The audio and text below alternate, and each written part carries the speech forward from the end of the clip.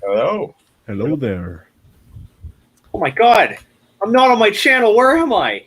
Is this a crossover episode?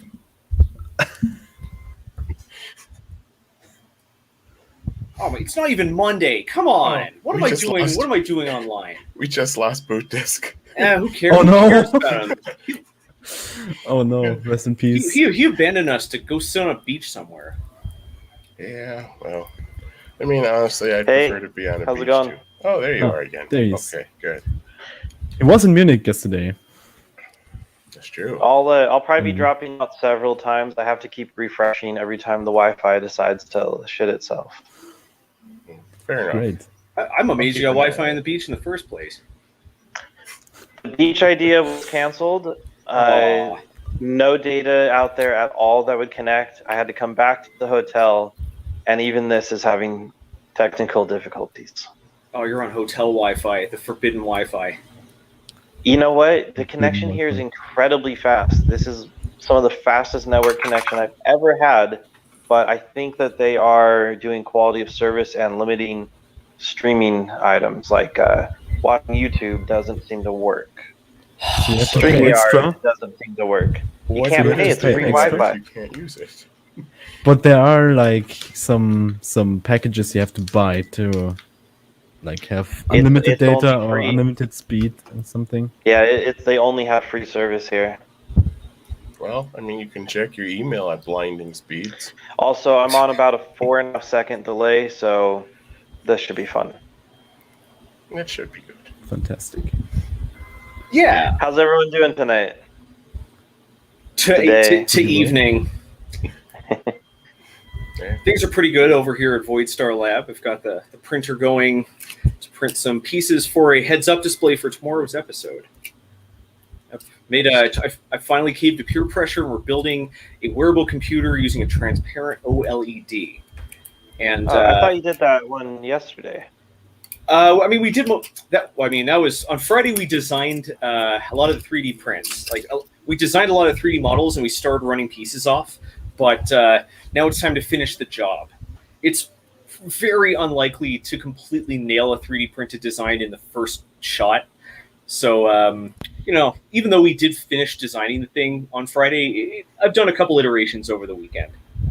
But this design should be good to go. And as soon as I remember to actually print the correct pieces for once, we'll be in business. Now, would it be giving away anything if I asked some questions about this heads-up display? No, go ahead. I don't believe in spoilers. Did you try to actually add some lenses so you can focus it in front of your face? No. You just figured just go with it, just go with the whole thing of it not working? Well, this is sort of like I guess you could say it's a learning experience, because it's it's a lot of people have asked me to make this project. They've asked me in streams, they've asked me on my Discord FAQ, they've asked me in comments on YouTube videos, and I know I asked you as well like 6 months ago. I was like, hey, where's the thing? Where's the? It's been asked a lot, and well, it's one thing to like explain how something works, but it's another to actually demonstrate it. So, in this case, I'm doing something I've never done before. I'm building a project, knowing it's probably not going to work. And in the process, like, hopefully it doesn't just fail, it fails educationally. Just to bring everyone else up to speed who's listening and who doesn't know what the hell we're talking about. This is a clear, organic, light-emitting diode display. If you ever use those SSD 1306, like those cheap little monochrome OLED displays, it's the same idea, except this one's clear. I'll go into more detail on my video about this on how it's clear, but it's really clear. And I get asked a lot to use one of these to build a heads-up display, because my heads-up display uses a clear display. This is a clear display. My usual heads-up display, which I probably should have put on, was like $800. This is like $23. Plus, like, there was some guy on YouTube who stacked 10 of these up to make a volumetric display, and that's really awesome. But like, It was so much to build.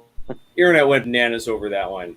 And so I get asked really often, in fact, to build a heads-up display using that. And the problem with it is it's too close to your eye. The display is, you can't just take a display and put it an inch away from your eye and expect to focus on it. Like, you can try that with your phone right now, or if you're in front of a computer, just lean really, really close and try to focus on something an inch away from your face, and it can't work.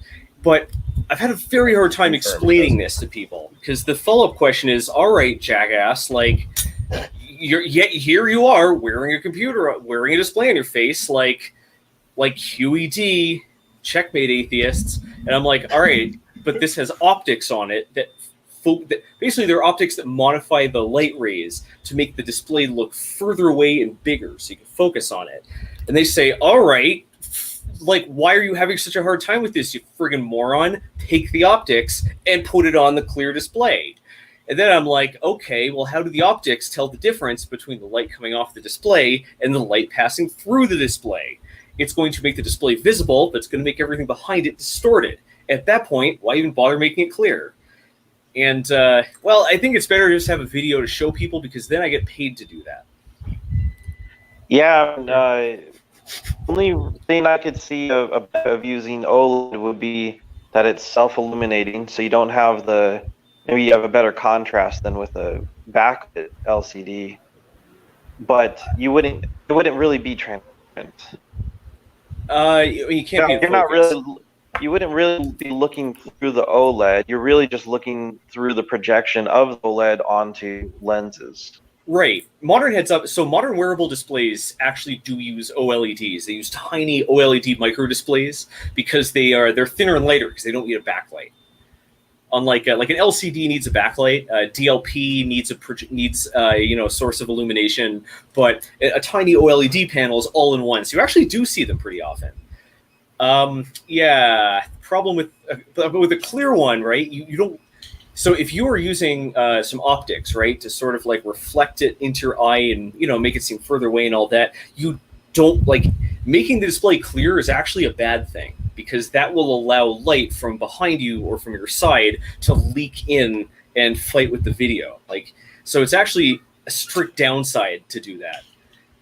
What I really like is the MyView headset. When you're wearing it, because your brain does visual mixing, you actually do see through the display because it's just mixing in the signal from the other eye. It's like when you hold your hand with one eye and you can still see through your hand. Yeah, even if your display isn't clear, your brain is good at figuring out which eye to pay attention to. Personally, though, I find it I don't really like those displays. I find them kind of obnoxious. They hurt my eye after a while. It's gone again. It works, but they work pretty well. As looks like he's having some technical difficulties. Roll credits. Well, this project, the intention isn't so much to build a display that's going to work. The intention here is to demonstrate the principles of operations. Don't worry. I saw you go offline. I'm talking to myself while Before you're refreshing Blasto, you were silent and a spinning icon. That's my real form, actually. Maybe it's his final form. But so if it's just a VTuber so if that little display wouldn't work as like a little heads up kind of thing, like right in front of your eye, oh, he's gone again. But I was thinking like maybe if you could make it like a almost like one of those crosshairs for like a Nerf gun. Yes. Just put it on top. That would work. Cool. So what's cool is it would. All right. So it'd sort of work, right? It would work as iron sights, but it's sort of like the principle of operation of a reflex sight or a holographic sight is the same as a heads-up display. Basically, except instead of displaying a picture, it's displaying a dot with a little filter in front of it that makes it look like crosshair. But it's the same principle. It has optics in it that make it look further away, so you can have your dot and your target in focus at once. If you're without the optics, right? You can't do that with. You couldn't do you would run into the same problems with a sight as you would with a heads-up display. But if you took two clear displays, right, one at the front and one at the back, you could make like virtual iron sights that could dynamically and automatically adjust your elevation and windage. That would be very cool. which could be pretty interesting. And because they're not real, they're not real metal posts, they won't be very obstructive. So that's what I'd like to do with these displays after this project is over. Put them on a Nerf blaster and see how well that works. It's like virtual iron sights. Have you looked at some of the real scopes out there? Because that's actually a thing. I mean, there's some pretty cool stuff. A lot of these optics got big all these optics were developed for the military, because it's important to be able to keep, a piece of information or even just a crosshair and a target in focus at once. So yeah, there's some pretty cool stuff out there. For a while I've wanted to actually take like a reflex sight or something and replace the dot with a display to kind of like get the best of both worlds, but I just haven't found a display small enough. The dot of light, even on like one of those piece of garbage,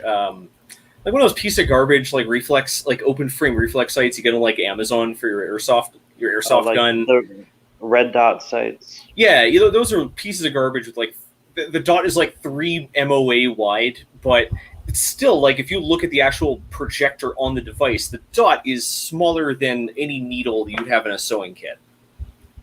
Right. So we need to either mess with the optics or get a very small display. But it's something I've been thinking about. It's pretty cool. Optics are one of those things that's just so complicated and they're so difficult to fabricate that you can't really prototype them. You pretty much always have to salvage them. I know the feeling. One of my other hobbies is using antique lenses with cameras, modern cameras. And one of the ways you go about this is to take anastigmatic lenses from a projector and adapt them to fit your camera. There's so many problems with getting that to actually work correctly. You have to make your own iris so that you can step down the light.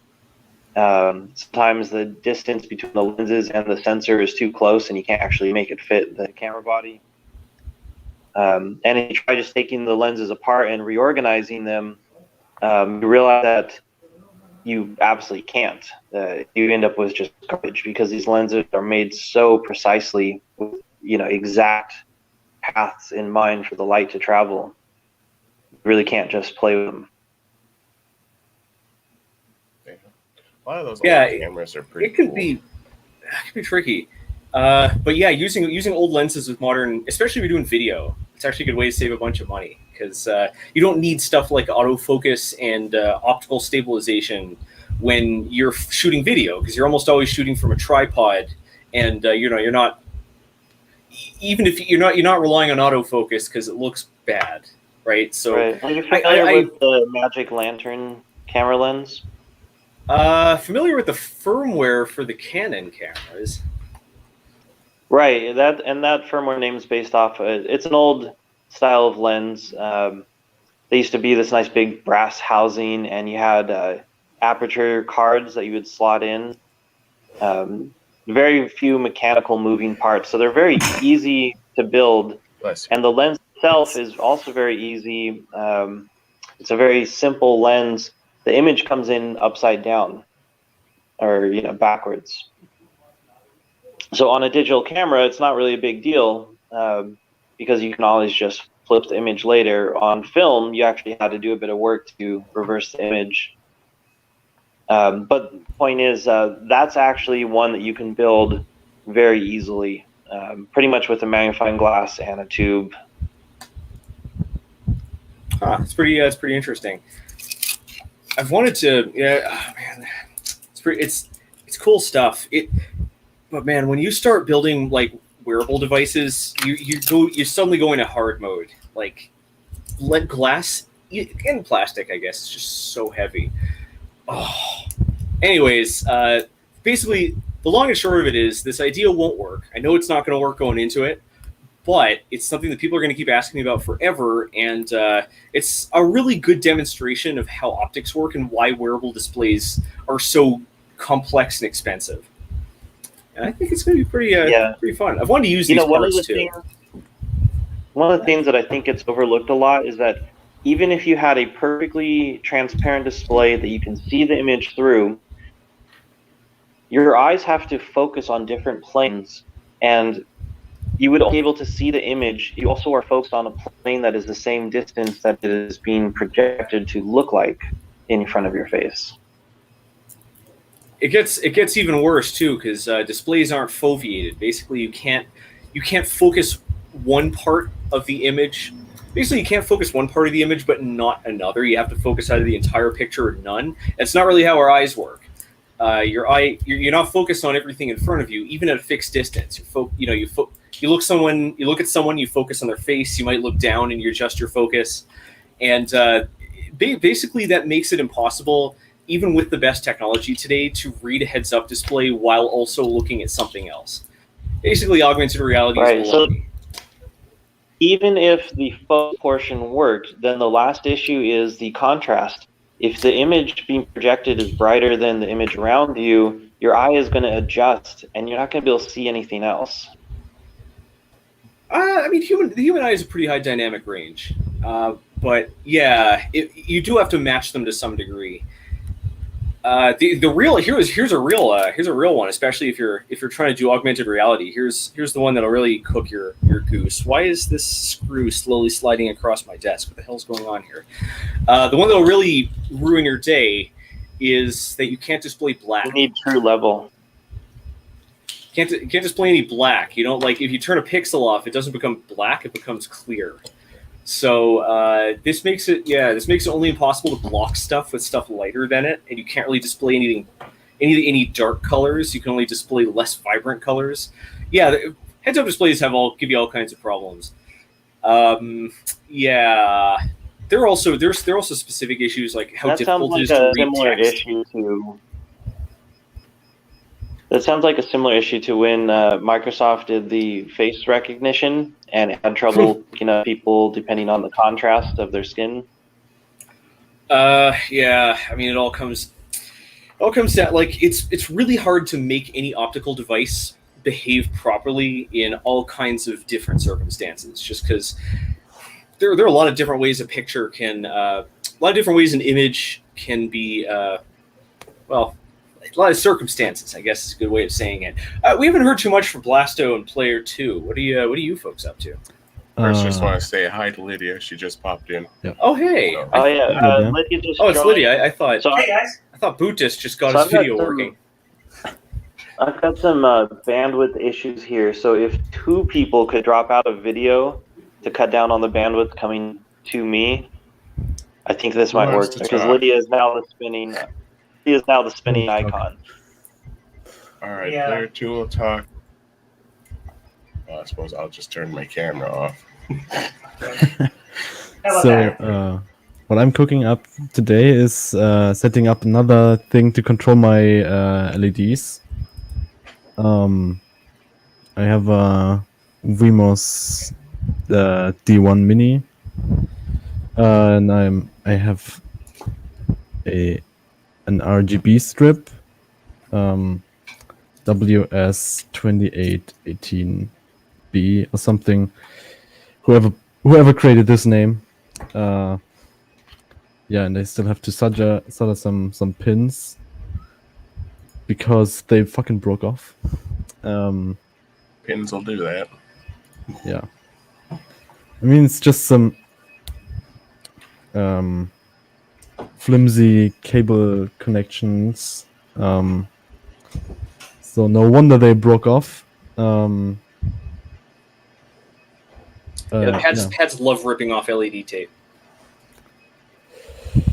Yeah, something like that. I don't think he has any pets, though. It's just, at night he gets night terrors and chews on the... No, pads. Oh. Like the part you solder the wires to on the LED strip, the copper. It likes to rip off the substrate. Very true. You mean these? Yep. Yeah. Yeah. They look right off. They currently look like this, like, yep, quite terrible. I mean, I'll try, but in the worst case, I just have to cut off one LED, which is fine with me because it's just a random light source I will have lying around until my big RGB strips arriving. Because I still have to order, like, I think 5 meters, because audio feedback. 5 meters? You're gonna have That's just I one have, reel. that's like one it's reel 15 because feet. yeah, about 15 feet. I mean, on Amazon you can order 1 meter, 2 meters, or 5 meters, and 5 meters is like $30. These things are cheap. yeah, they're not that cheap, but yeah, they're not that expensive either. So yeah, I think 5 meters are like $20, $20 Oh, I or see. something. Boot has video. Whoa! I do. Did you kick Lydia off so you can get on? Lydia's still No, here. I She's didn't. just invisible. I'm still here. Here, let me shut mine off. Turned on my camera. Let's I see. just turned on my camera so that Basta would see I was back in the room. I'm gonna shut mine I've off been to give someone else the mic. Been walking around the hotel to find the Wi-Fi is good, and it is good in this small corner here.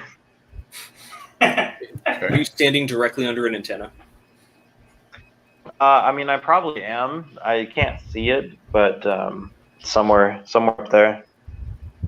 It's usually bad to stand like that close to the antenna, though, isn't it, for reception? I'm probably still pretty far away. But hey, at least it's working. I've got full bars. Damn! Congrats. It only took me 25 minutes to find it. So technology has improved faster than infrastructure.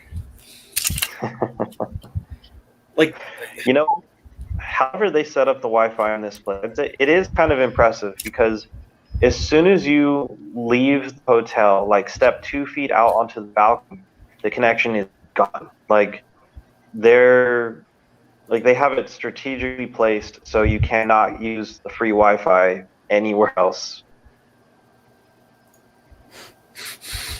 That's great though. There's no such thing as a free Wi-Fi. Tactical. Barely use it inside the hotel. Yeah, that's what you're supposed to. I did run a small scan ahead of time just to make sure that, like, you know, someone isn't sitting there just capturing packets and, you know, generally stealing all my shit. I think we're good. This is some pretty top secret stuff we're dealing with here right now. Definitely. Oh yeah, I mean, I'm not gonna sign into my bank while I'm at this hotel, but you know. Yeah. Yes, I mean it's the most secure place to talk about stuff, right? Like, isn't it a public stream with no one watching? Security through obscurity. Just hide in plain sight. They'll never want to see it coming. I mean, I'm surprised how well it's working anyway. Like, we've got like 2 different communist countries that we're broadcasting from into the free world, and you know, we're all connected here. Nothing's stopping us. Just bad Wi-Fi. Well, I don't know, Romania's not technically communist, is it? Yes, it is. The communists took over like 30 years ago. Oh, I don't keep up on my Eastern European policies and whatnot. I only learned that since I got here. I guess it's kind of a hot topic. So what else have you been working on, Player 2? Just your lights? At the moment, just my lights. I tried to continue working on my audio amplifier. I have some more speakers and piezo elements now.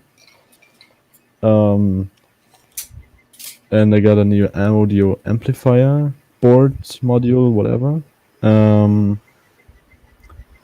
So yeah, this might work out someday, but I still have to create a 3D model to put on my on the mask, on the respirator, so I can actually use it. Oh, that's right, because you wanted to make a voice changer for it, right?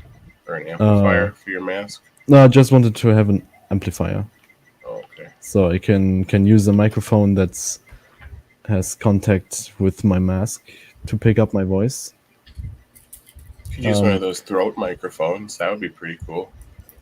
Yeah, I mean, I'm using a piezo element, like these things. They are super cheap and they work quite well. I mean, they sound like you're on over transmission thing, FM transmission. Like an AM radio. Yeah. Like a bad walkie-talkie, but I mean they work. We're down to 2 viewers. Oh no, I'm not even watching. Oh, me neither.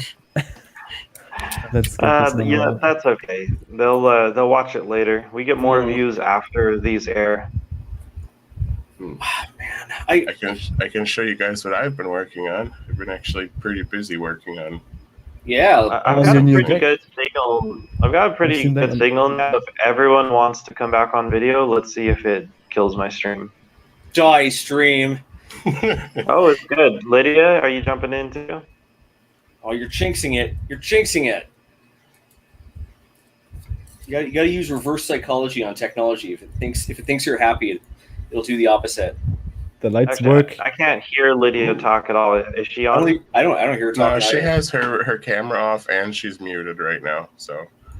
Oh, the double whammy. Yeah. Oh, there she is. Right. Hey again. I forgot to charge my visor here, so. I jinxed it. It's kind of hard to tell you're even wearing one, to be honest. Oh man, my new printer is working so well.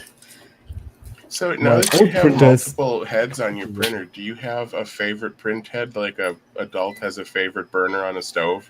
Oh, I get to. Oh man, yeah, it's true. I get to experiment with the different ones. Okay. We lost Boot. I haven't. Oh, yep, I kicked him off. The show is ours. I like the volcano. I like the volcano one, and I put a what do you call it?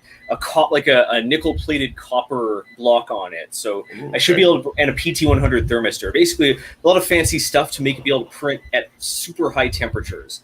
And I'm really looking forward to really opening that up and just printing bonkers high temperature filaments and printing regular stuff really, really fast.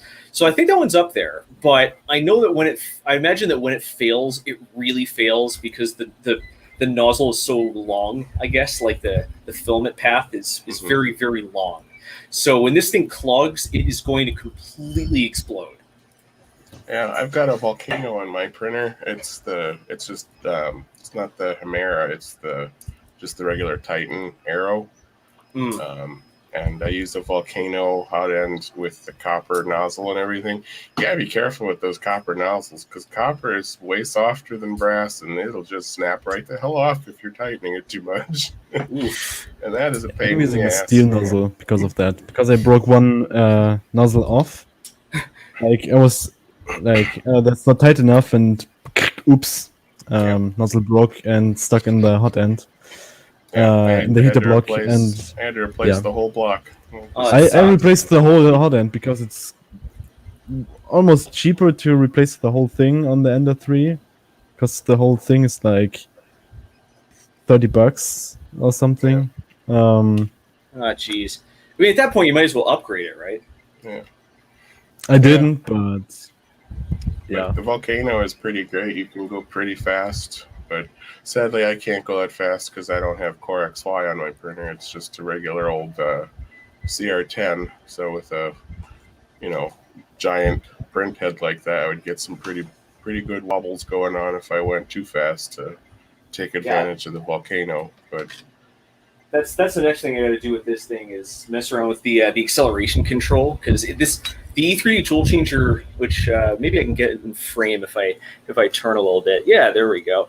Yeah, so the tool changer is Core XY printer, but the combination of the idea is it has these detachable heads that can pick up one extruder, print with it, drop it off, grab another one, and the combination of tool changer mechanism and extruder is ridiculously heavy. So I don't think this thing can move very fast, and I'm getting some pretty gnarly ghosting, which is usually a sign that something is moving a little too fast and it's wobbling.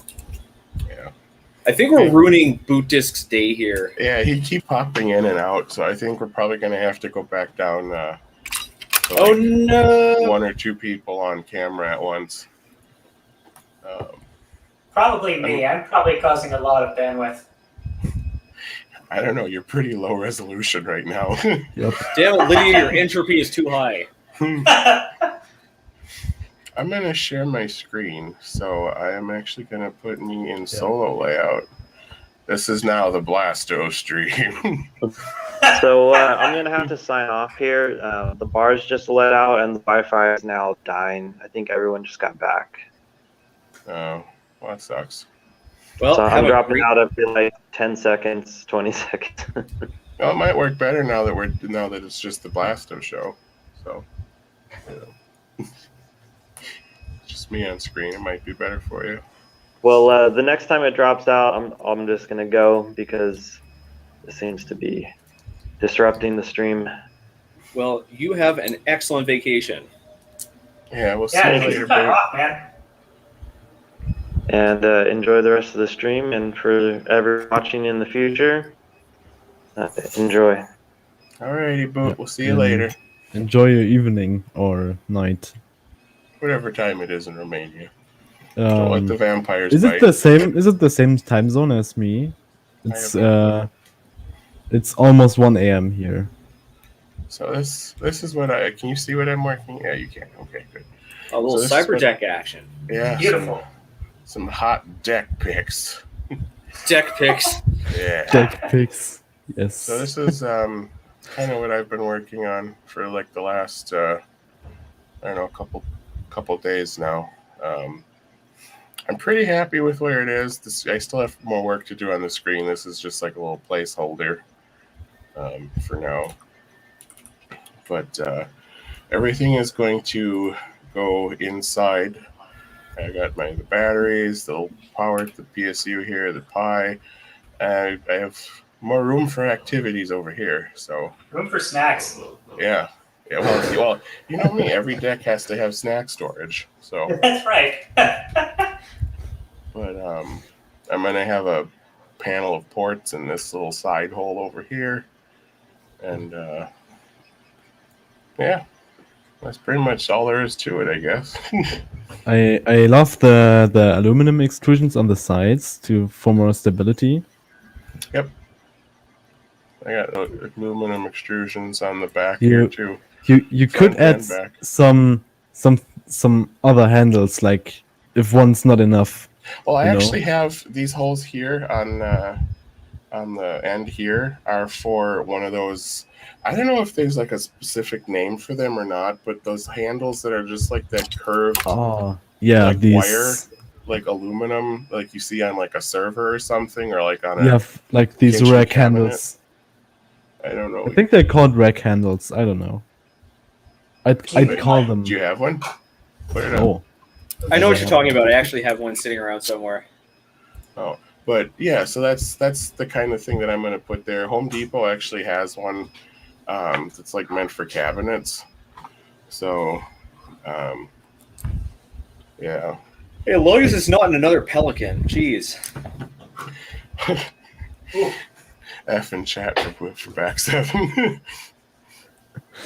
But I actually do have a Pelican case I bought recently, so I'm gonna like a name brand one or one of the El Chico Harbor Freight. I'm cheap, so it's the Harbor Freight special.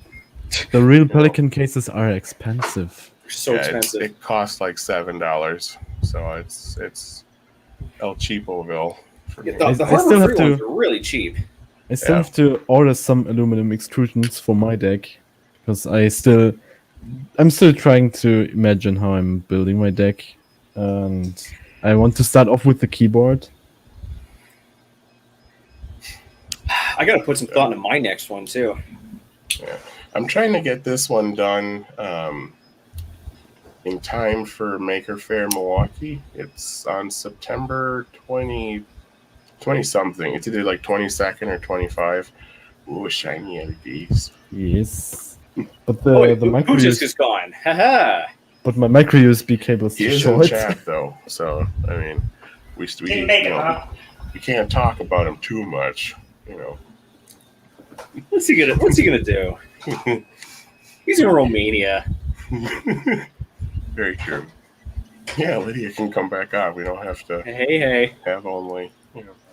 Did you mean Well, I guess this is a terrible representation, but did you mean one of these bendable lights? Like, if I can get it to be visible at all? I don't think you're set up for this.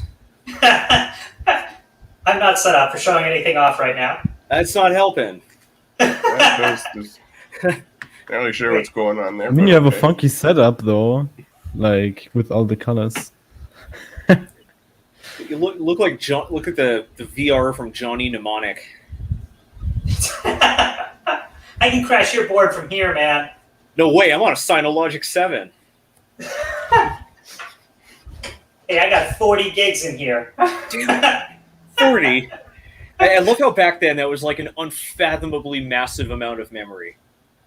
It was. That's my favorite part. Like, if you're gonna do sci-fi, never try and use a real storage amount. Make up some ridiculous gigaquads or some horse shit. Because you'll never, in 10 years, you'll be ridiculous. I think you should, but make it. All right. All right. I could rant about this. If you're gonna use a quantity, in any fantasy, you have to be able to rationalize it, right? Like, here's. I make fun of like the 40 gigabytes, but like what the guy's doing is like, he's a courier for like corporate secrets, right? So he's storing documents. 40 gigabytes is a lot of documents. Like, unless there's a lot of like media or 3D visualizations or something, like you could steal pretty much everything worth having from a large corporation at 40 gigabytes. But how big is the Wikipedia? I don't agree. Wikipedia compressed is like, I think I actually have it. I can pull it up. I think it's 11 gigabytes of text. Yeah, see? I would agree. Think about like CAD files and asset files, and God forbid you're stealing data from like an actual big data company. Then you're going to be like talking serious storage. Like if you're trying to steal like environmental models, you're talking 100 terabytes easy. I guess it depends on the data, but yeah, you should be able to rationalize it. That's kind of what I'm saying. Like, if the guy has if the guy can store 100 gigabytes in his shoe, right? Like, or the guy can store 100 terabytes in his shoe, right? Like, why would would it be sensible for someone to develop 100 terabytes that could fit in a shoe? Like, what would that be used for? Movies? Like how much 8K footage could you record in 100 terabytes? Because it's probably too much. Like, basically, you need a rationalization will square it up. So, I guess like if I were trying to figure out like, for instance, data storage in an implant, I'd think like, okay, what video, like what's this going to store? Video? Okay, what's the video resolution going to be in the future?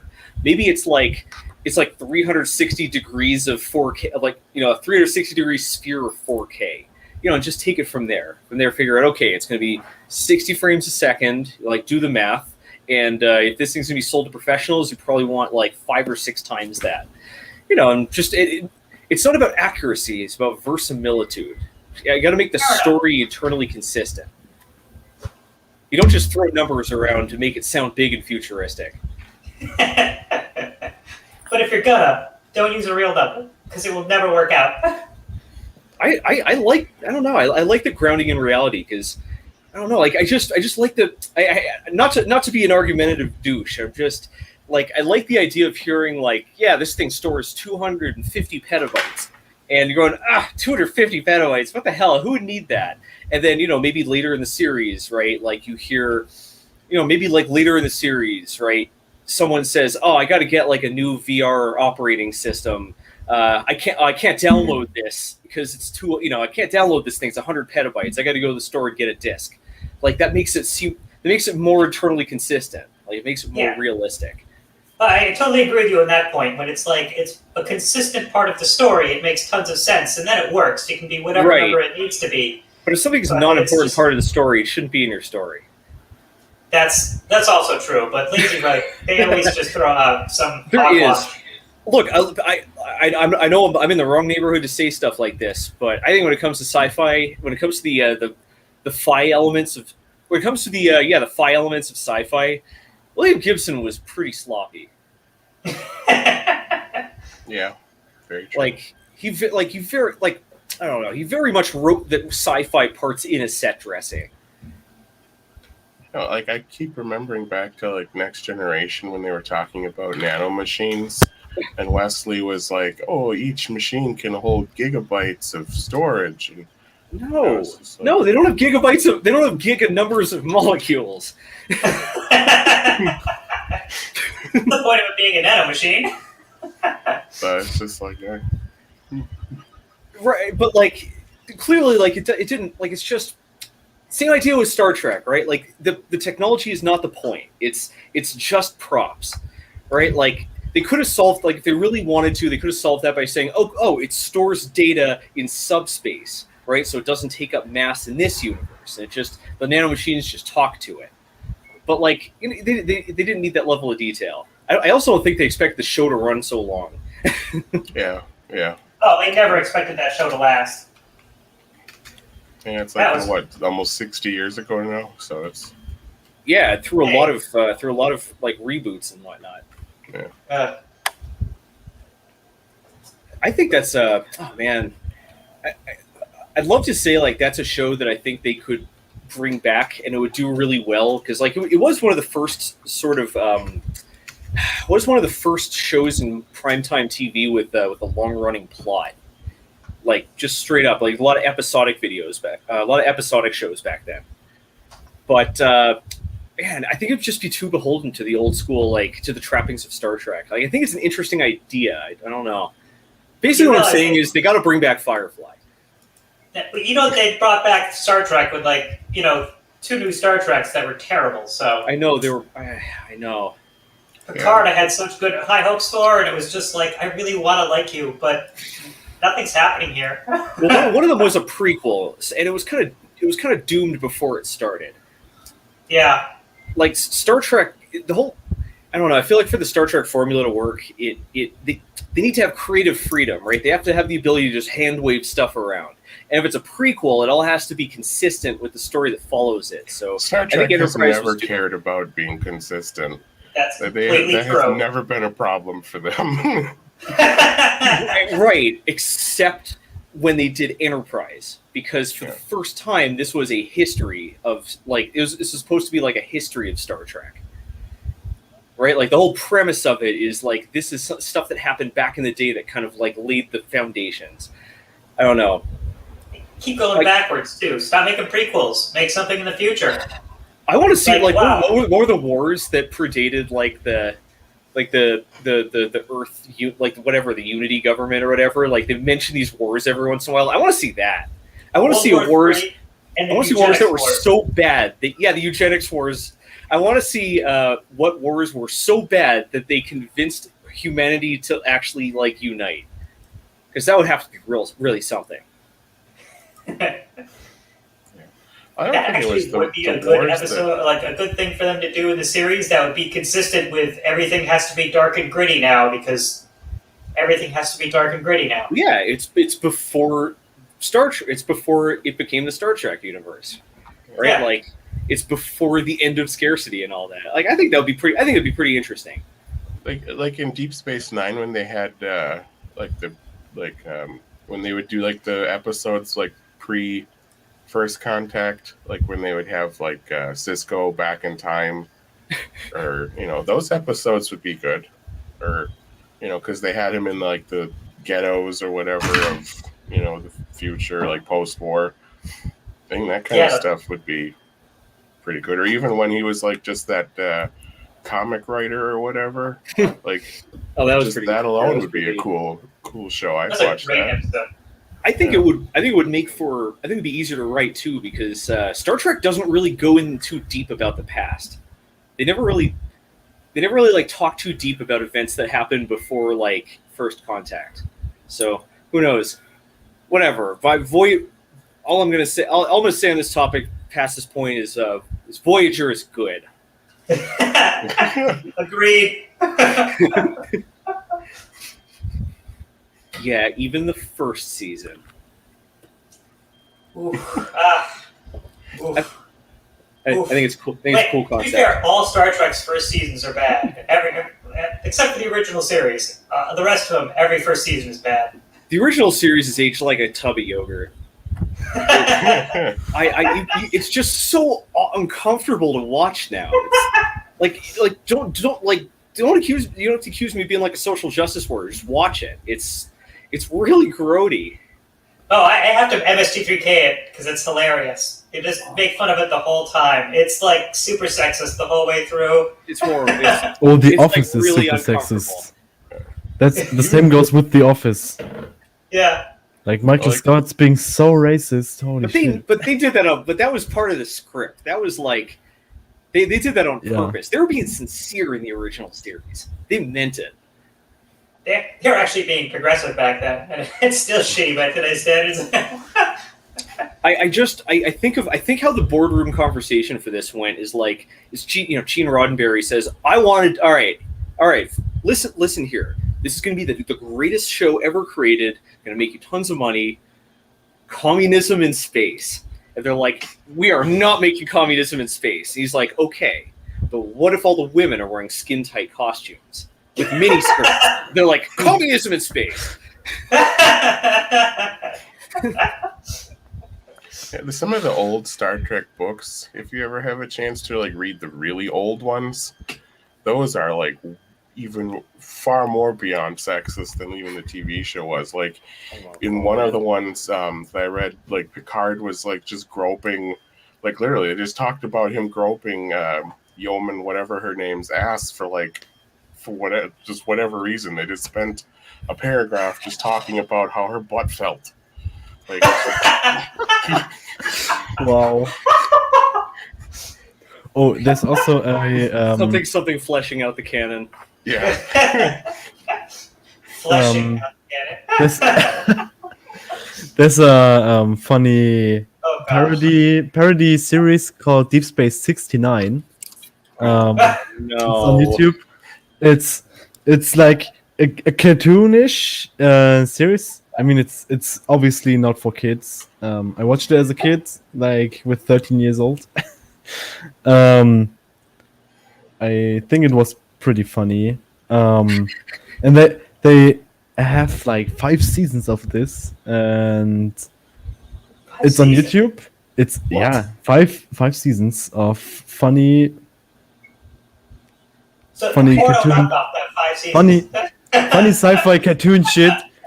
So the protagonist is called Jay, and there are some references to there's the whole series just lives off references to other sci-fi movies that they make laughable at.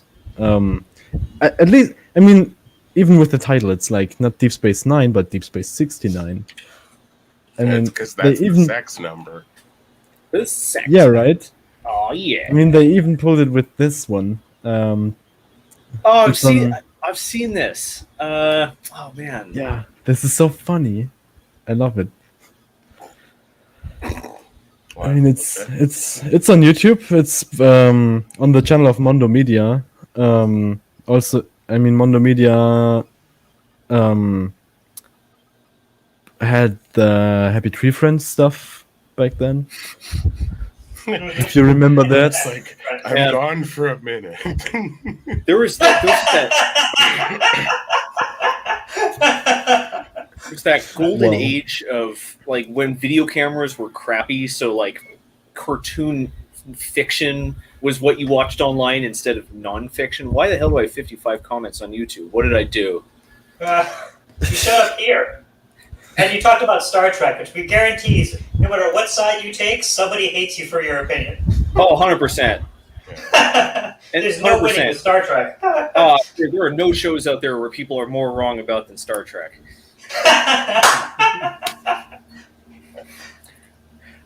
No, it's Star Wars. Star Wars is the one that I will pick endless fights about.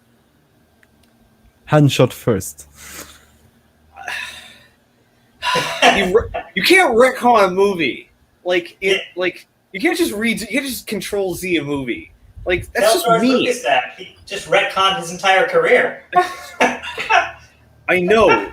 People used to think he was once upon a time. People thought he was good.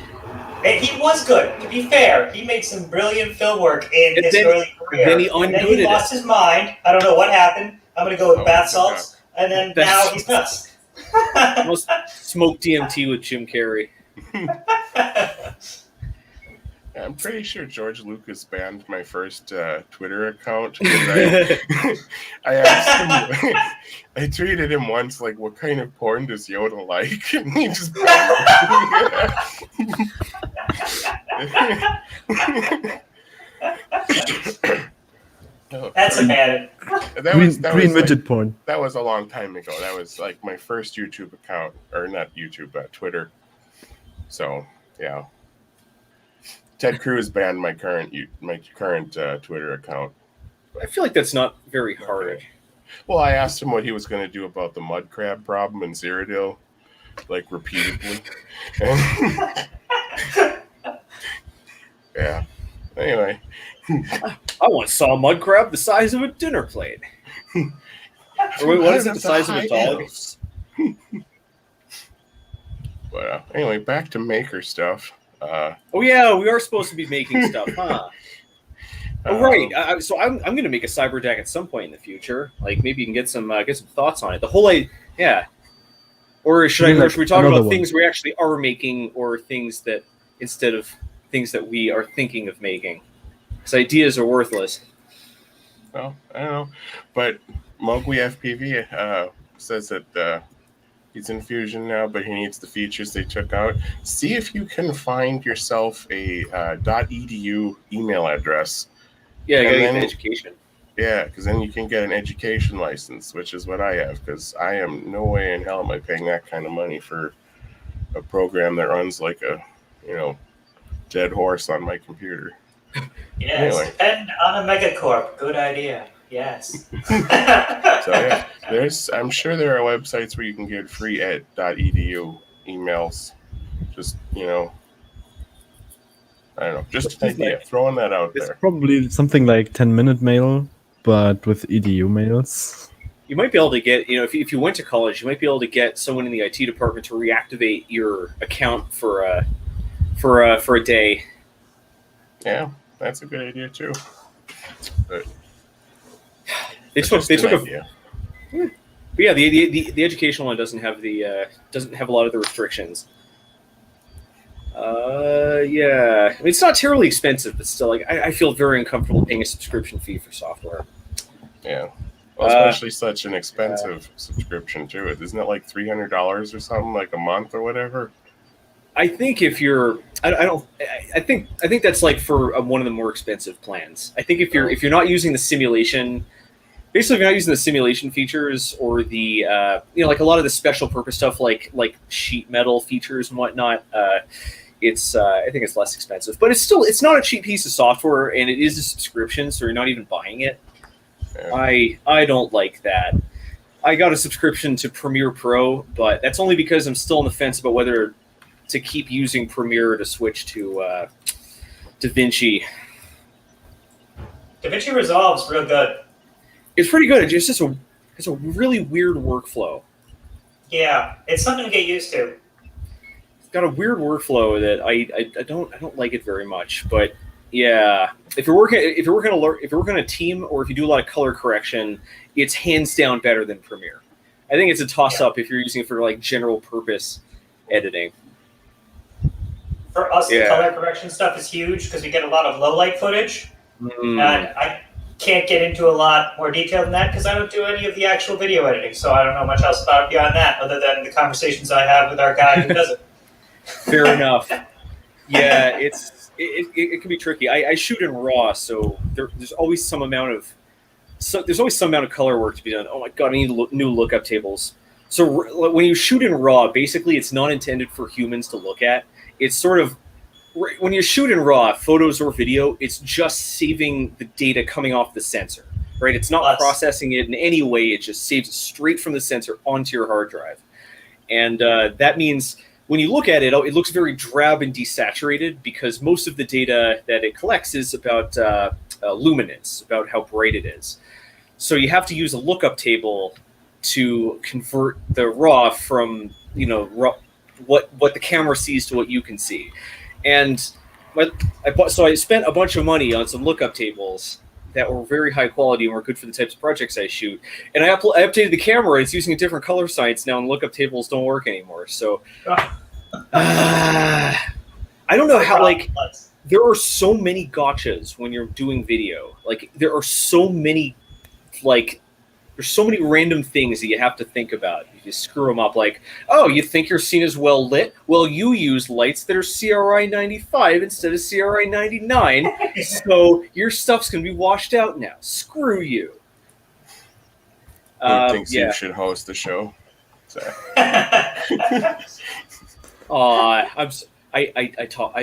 You got to cut me off if I'm talking too much. I'm too used to. I'm too used to like Trying the time off. Yeah, I'm too used to like having to talk by myself for 5 hours. No, it's good because we're actually pretty amazing you managed that. It's not as hard as it sounds. Most of us are kind of awkward weirdos, so we'll have like these long pauses of silence where we just stand here, just. Someone should say something, but not me. I don't even have a mouth. I mean, come on. I will say something, if you will. I'm. You have the conch. You have the Oh no! Don't mention it. I didn't mention anything. I just talked about a giant snail. I got a 3D printed conch. I have a real conch shell that I got in Barbados once. So this is the trick, by the way. You just have to talk over someone else. Yeah. Then I'll talk about the keyboard layout editor thing. Because I'm trying to figure out my personal layout for my keyboard. Using GMK or QMK? Not yet. I just have a bunch of keys, like MX Brown and keycaps, and I want to have Windows 95 Windows keys. Oh, I thought you were going to say the deck was running Windows 95. That would have been super authentic. That would be really cool, though. I will try my best to have it run on Windows 95. I mean, at least I will be putting in a VM. I mean, even though it's not that cool to have. I mean, it's just a Windows 95 VM. Windows 95 is awesome. Windows 95 is pretty cool. But you need to. I mean, if I actually install it on my hard drive on my Latte Panda Alpha, I would have to install a bunch of patches. Oh, you got one as well. Latte Panda Gang. Latte Panda Gang. Yeah, I mean it's a powerful device, and I have laying around for forever. I actually backed that thing on Kickstarter, so I owned that for a while. But back to the keyboard layout thing, because my personal issue I'm having is I'm kind of used to the German layout, which has some differences to the English one. So this is the German one. Quirts. The main issue is Ä, Ö, and Ü, which are actually you can see it over there, like ISO enter key. The big and enter key. the ISO enter key. So it's a man's enter key. I cannot use the English enter key, the US key, because I'm using a US keyboard at work, and every time I'm hitting enter, I'm doing a slash or backslash, because I'm used to hit the key at the center, and it's like if I hit the key at the center with the US enter, I'm using two keys at once because this ISO enter takes 2 lines of keys. So it's a thick enter key. I mean it's not the big ass enter, but it's a big enter. Because the big ass enter is like twice the size of this one. Or like a mix up with the US enter and I mean the big S. Let me have a look how big the big S enter is. Keyboard layouts confuse me. And I will. I'm not really sure how like the percentages all work. Yeah. Let me share my screen or my window. Yeah, I just use my screen share, but not this one, but this one. Big ass enter. I have a big ass enter key. I don't know if I should have. Oh, that is a big key. Yeah, wow. That's the big ass enter. Like the ISO enter is tiny against this one. That is a big boy. That is a big ass enter. That's why it's called like that. I mean, look at this chungus of a key. He's trying his best. Yeah, I actually kind of remembered the big ass enter, like the ISO key enter, but bigger. But it's like weird a reversed. Were under that. That looked weird. If you go down again a little bit. Yeah, right there. Yeah.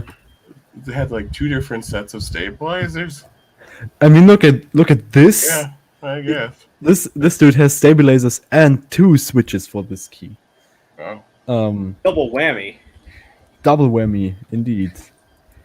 Also, there here on this picture there are 2 switches for that. Huh. Wow.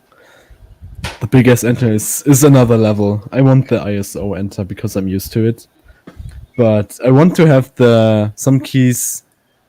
I'm looking at the add, for example, because on the German keyboard you have to press a key called Alt Groß or Grand, which is not there on the US layout. Because on the US layout you have 2 Alt keys, like one on the left and one on the right of the spacebar. But on the German keyboard you have 2 different things. How do you type a Scharfe S? Like, this is one key. The sharp S, as you might call it, it's just one key. Oh, okay. Like it has its own key. Yeah, it has its own key. Over here. Oh well, that's not its own key. That's its little.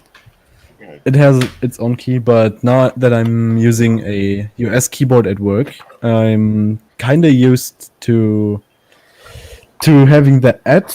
I mean, on the German, I will show you that. On the German keyboard, it's quite stupid.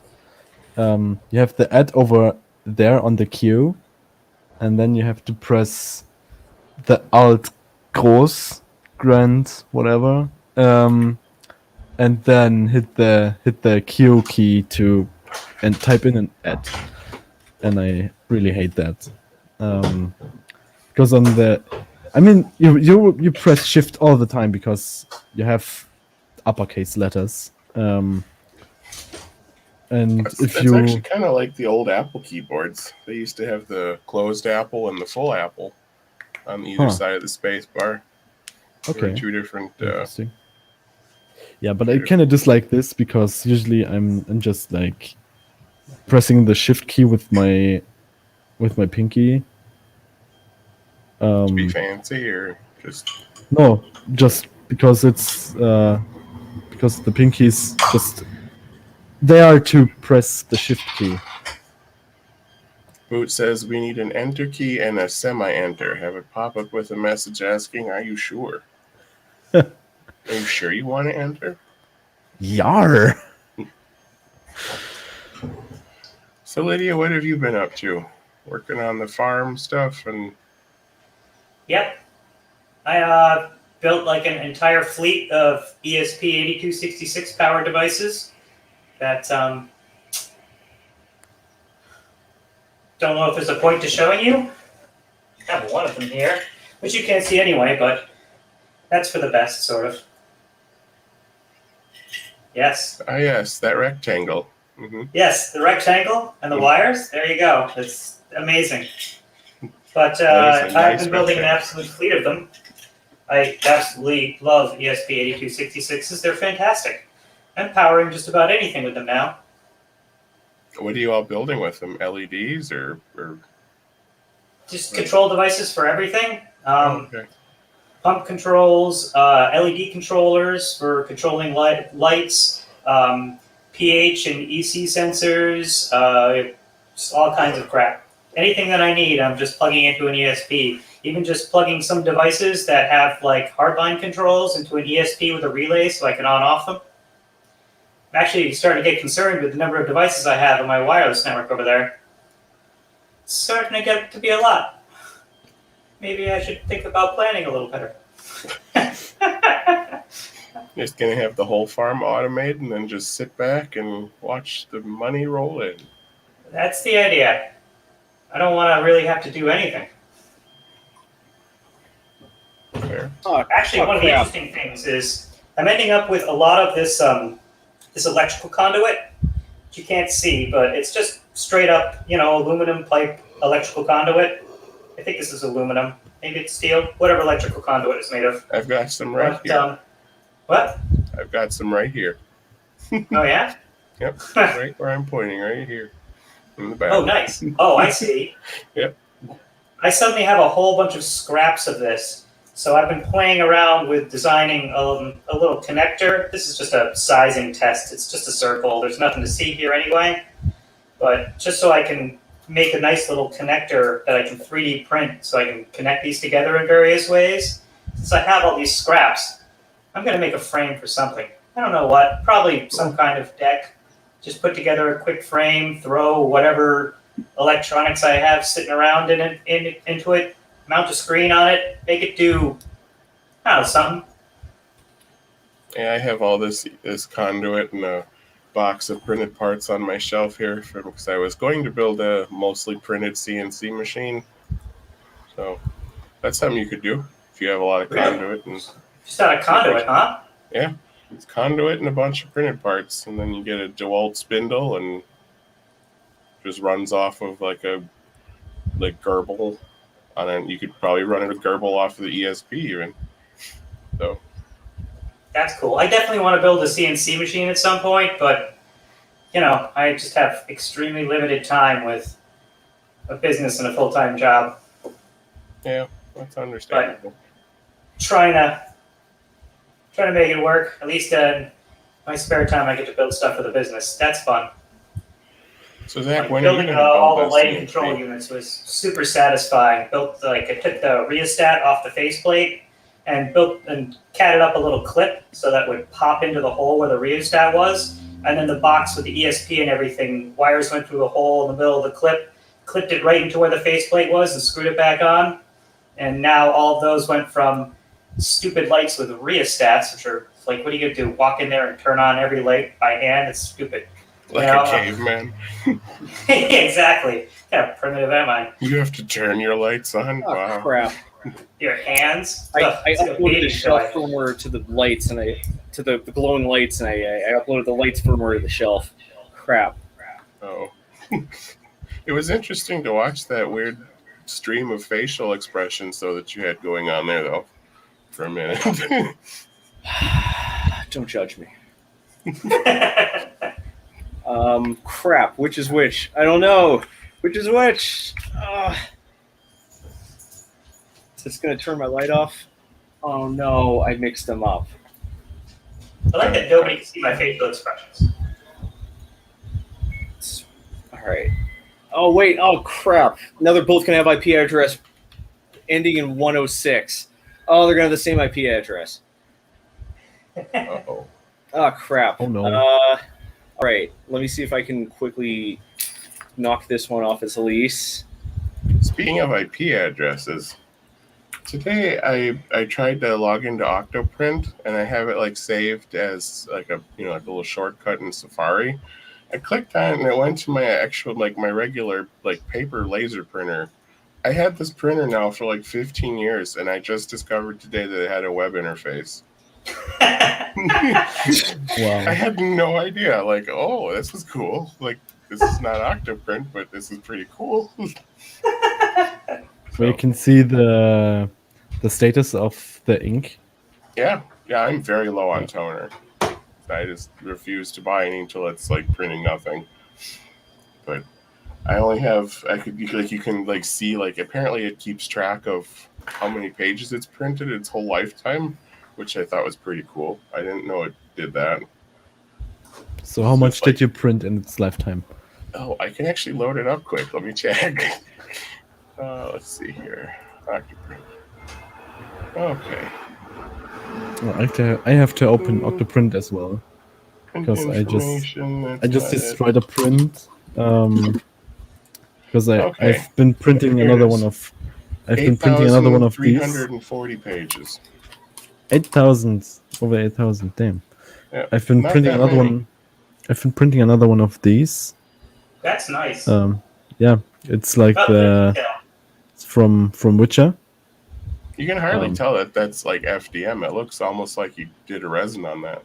Yeah. I mean, I screwed up the ears because these are not directly on the main part, because there you have the big surface and the ears are not part of this one big surface, but they're two separate tiny things. So I could show how the first layer is looking of this thing. Hang on. Zach Mokwe FPV asks, how much time until your printer is done? Oh, well, let's check the Duet Web Control, which is actually pretty impressed by. It's better than Octoprint. According to time estimates embedded in the G code, is 41 minutes left. But as we all know, estimates of print time have nothing to do with reality. It's very true. That's very true. It's like what do they have in Hitchhiker's Guide to the Galaxy? Like math behaves differently when you're splitting up a tip. Time behaves differently when you're estimating a 3D print. I'm going to be right back because I hear my printer not moving over here. Oh, that is a little concerning. Maybe it's when you hear it not moving that then you have a problem. Yeah. Well, it's just sitting there. Like I need to know what's. I'll be right back. Yeah. Good luck. Oh, this printer can fail in ways I have never even thought of before.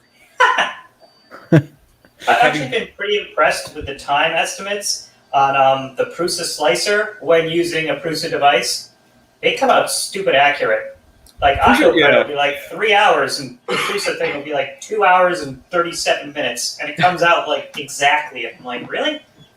Well, Octoprint doesn't have a very. I don't think it's using a very sophisticated system for making estimates. Okay. I think it's just looking through all the G code and everything that says everything has movement. It just multiplies this movement speed by the amount of movement and adds it all together.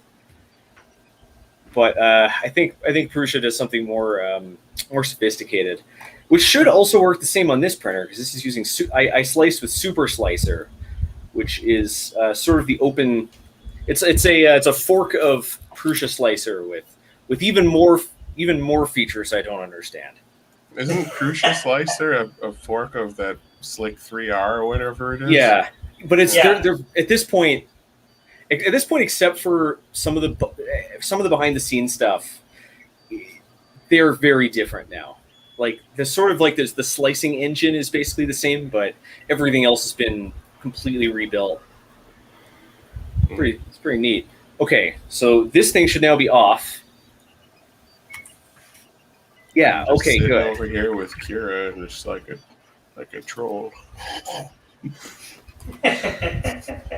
Yeah, I'm a Kira user as well. Okay. You said that my print looks like an not FDM but SLA print. I have a picture of my print uploaded on Reddit. Looks like this. Cura's good, but it's got some idiosyncrasies. Did you do any post processing on that? No, I just spray painted it. That's it. That looks really good. Yeah, the only thing points on the teeth look fantastic. The only thing that is it's not bothering me, but it's just a thing where you can clearly see that it's printed is like this thing on the top part of the tongue. One comment even said like, "What's the stick on the tongue?" Like a dick. I mean, someone had actually this question. Yeah, it looks really good. I mean, for not even having sanded it at all, it looks it's fantastic. It's probably one of my best prints ever. Was that 1.1 layer height, or what did you do for that? I think it was 0.1, but it could go on 0.06.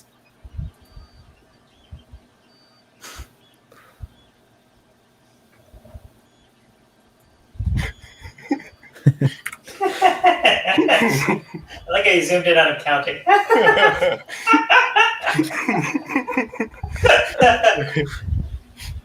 It was just like he was having a little Bernie Sanders moment there with him. I'm trying. One of these isn't working right. Every once in a while, it'll display this cube animation by causing three pulses to go out from one node and then like spin around. But one of them is going down instead of back in, and I fixed it, but then it broke another one. So I forgot that I had these numbered left to right when it was upside down on the floor. So now it's right to left, and yeah, I gotta leave better comments. I found the comment on my post. Why is there a cock on the tongue? What? Why is there a cock on the tongue? I mean, I'm not sure what kind of cock this dude saw, but the fuck's this? This is not a cock. No. No comment. I don't know. That's not like one I've ever seen. But I know Bo Disc is gonna comment on that probably. Anyway. Oh, this is pretty neat. Somebody on our Discord just shared these Asus monitors that let you let you pull the side of the monitor off, so you can link multiple monitors together, like without any bezels, like edge to edge. That's pretty cool. That's pretty nifty. Awesome. You know how much I've wanted that for how many years? I mean, it's $100, and I assume it only fits expensive monitors. Of course. Oh, Asus monitors are so overpriced. You got to pay the big bucks to have it project the Asus logo on your desk. It's just like those cars where you have the car door that opens up and it shoots the logo on the ground. BMW does that. Yeah. Do they really? Oh god. Yeah, they actually do. Like it's a first party feature. It's not like an aftermarket thing. It's not an aftermarket thing. Oh god, what the hell's wrong with them? I would want to buy something that advertises. It would be cool if you could customize it. It would be great if you could customize it, like display the Batman logo, or something. Wait, what's wrong here? Some funny's going on. Some funny put him on big screen. Something funny's going on here. 14, 15, 16, 17. Huh. Yeah. Oh, man. I wired these things... Oh, my God. I wired these stupid things up in, like, this completely nonsensical way. Like, I'm talking about, like, these geometric shapes behind me. I wired them up in this nonsensical way because I just had to get the project done faster, and it's made it just total nightmare to work on. Huh. Oh. People were saying the starburst animation looked like a swastika, so I'm trying to fix it. Trying to undo that. But it's not like with squares. I am aware. It's got 6 points. They go inwards instead of outwards. Like I get it, but that's not going to stop people from using the word swastika in stream chat. I'm the German here, right?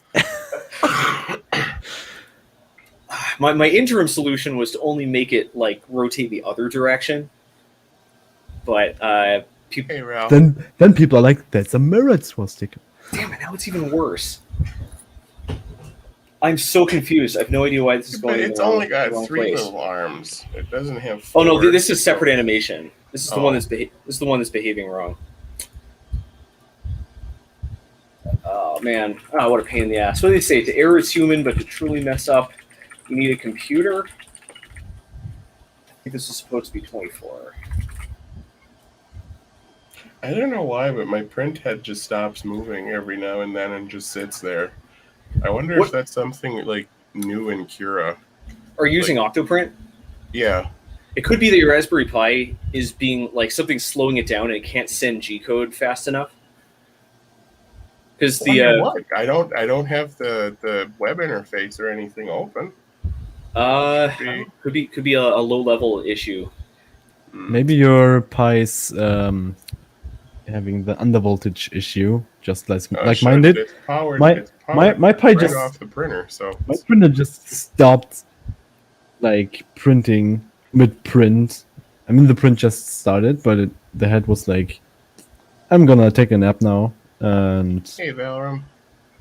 Hello there.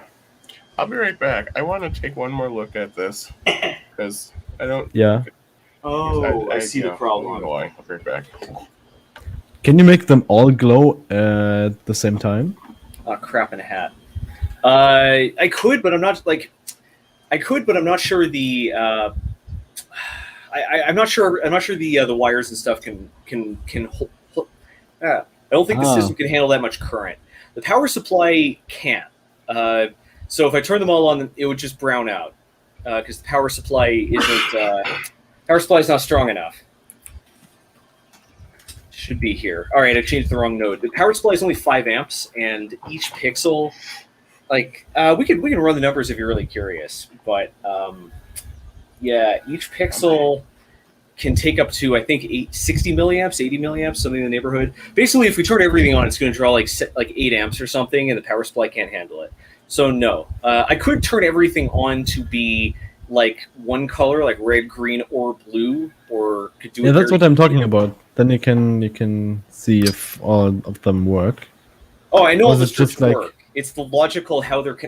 The problem here is happening to the mapping between the physical LEDs and the logical, data structures. Like basically, I don't want to be telling it like turn the 6th LED of strip 8 on, because I don't remember where that is. So I'm mapping that onto like a grid, and it's the mapping that's the problem. One of them's mapped wrong, and I realized where the problem is, and I'm really dumb. That's kind of the takeaway here. So that fix I just made actually doubled the problem. Amazing. Luigi Player 2 says he started watching Loki today. Yes, I did. Yeah, I just watched the first episode, but yeah, it's pretty enjoyable. It's the aesthetics of the TVA that are just absolutely fantastic. Yeah, this retro theme. Yeah, that retro everything looks like everything looks like it's from the 70s, but also they have holograms. Yeah, it's fantastic. It's total retrofuturism at its best. They did a really good job with the aesthetics. Yep, indeed. I have yet to watch any of the whole Marvel superhero movies. I haven't seen any of them. They're great. They are available everywhere.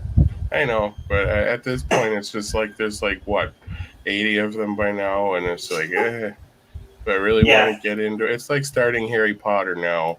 Like I've never read Harry Potter or seen any of the movies. I had to watch all of the movies with my ex-girlfriend. Seems a little late to the game for me to be starting. I mean, the Marvel movies stand on their own a bit better. I'm not a big fan of them though. I'm gonna be honest. They're alright. They're a couple winners. Yeah, I would say it's not like spectacular, but they're fun. I mean, all right. They're basic. Superheroes punch people. Status quo is returned.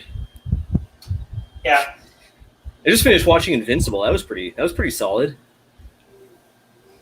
I haven't watched that yet. Me neither. It was pretty sure solid. What last movie I've seen. I think the last movie in the theater I saw was the first new Star Wars. Ugh. So that'll turn you off to movies. Yeah, I don't blame you. Yeah, since I've been to one, so. You mean episode 7? Yeah, like the That's first what set movies of are like. I don't want to see them anymore. new ones, yeah. The rest of them, I'm like, I'm not going to pay to see this. Like, no, I'll just watch these at home. It's not worth money. They don't need to be encouraged. Especially during a pandemic. Don't encourage them. Yeah, but I mean, especially during a pandemic. You know, I don't even know how long ago the first Star Wars movie came out now of the new series. They come out a lot sooner, it seems now. Like, what, 3-4 years ago, maybe? Yeah, 2017. Oh, I thought you meant probably. the first of the new Star Wars movies, like the one in the 90s. Oh, no. No. The 90s? Jesus. No. Christ. See, I actually like the prequel movies. I don't know. Oh. I think it's because we grew up with them more, I guess. Like, you know, some people are I'm sure like the kids today are probably going to be like, oh yeah, the new movies, the Disney ones are the best, you know, because that's what they grew up with. So. That's true. So, I mean, having that first new Star Wars in a theater experience is pretty cool. I don't think that's what kids are going to say. I think kids are going to say, Star Wars? That series sucks.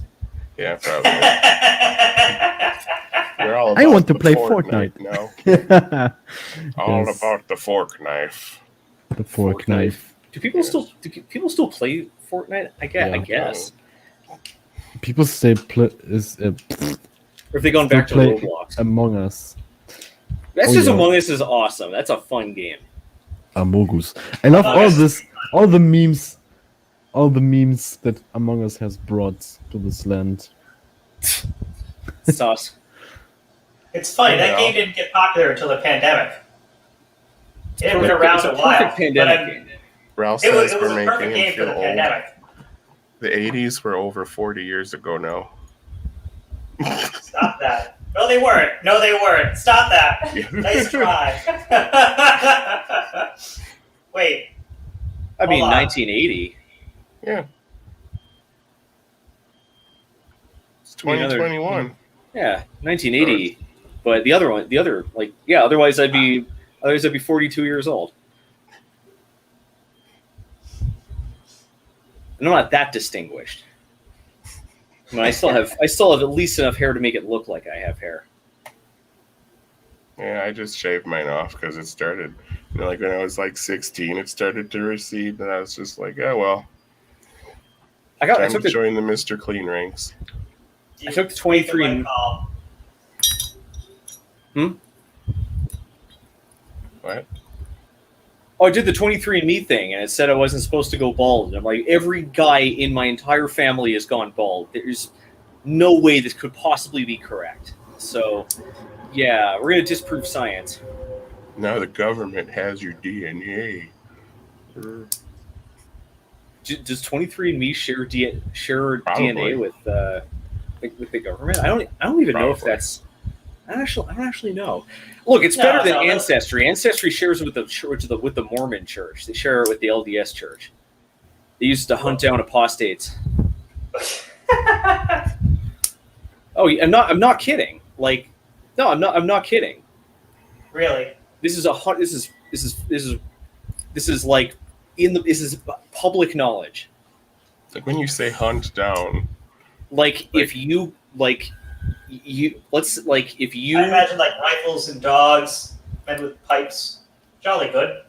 I mean, you submit your DNA, and it turns out that like your dad is an ex-Mormon. Like they'll cross-reference that with their database, and suddenly he'll start getting a lot of nasty calls. Weird. Wow. Yeah, they're crazy. Yes, very much so. They take it seriously and know how to use technology. That's for sure. But you're building a spaceship in the future, according to what's it called? Xenu. I think that's Scientologists. Whatever. No, the sci-fi series. For that name, I can't remember suddenly. I don't actually know. It's a really good one. It's one of the really good sci-fi series recently. I actually know if the LDS Church believes in aliens. I don't know. I mean, the bulk of my knowledge of the LDS Church comes from South Park, so I can't really say if it's very reliable or not. Apparently like the South Park episodes about Scientology are really well researched. Like apparently their characterization of the Church of Scientology is for the most part it's exaggerated, but it's correct. It's time to be alive. Oh yeah. South Park is the only reliable news source nowadays. I heard some commentary channel on YouTube said that it's the last piece of true centrist media on Earth, and I thought that was very funny. He's not completely wrong though. I mean, South Park gets kind of political sometimes, and also, but they keep the satirical part. Yeah, I mean, it ends up. I don't know. I feel like it ends up leaning more towards like favoring the left. That's because the right is just funnier. Yeah. Not saying it's isn't a judgment about right or wrong. It's purely like if you're making a cartoon show that satirizes current events, like, come on, Trump is going to be a gold mine for like a decade. He was a gold mine for memes, even while he was just like campaigning. That was like some of the best memes we've had. And the guy is 100% meme-tastic. Wait till 2024. Yeah. That's going to be great. It's going to be great. Yeah. Oh man, because the guy's gonna. I feel so bad for career politicians in the Republican Party who like thought they had a chance of becoming president. Like Trump is good. Like they're gonna keep the primary is just gonna keep electing Trump over and over again until like he, I don't know, like implodes or something. Guys, he's not in good health. Yeah, it might be like a Keith Richards situation, right? Like he's made it this far. It's true. Honestly, it seems like most of the people that are in government are like on like death's door health-wise. I mean, they're like pushing 80, and some are past that. It's hard to compete with. The more with awful politician you are, the longer you live. I just think it's hard to compete with someone who's got 60 years of accumulated power. Like these guys have been playing the game since these people didn't start careers when they were 30 back then. They started careers when they were 20.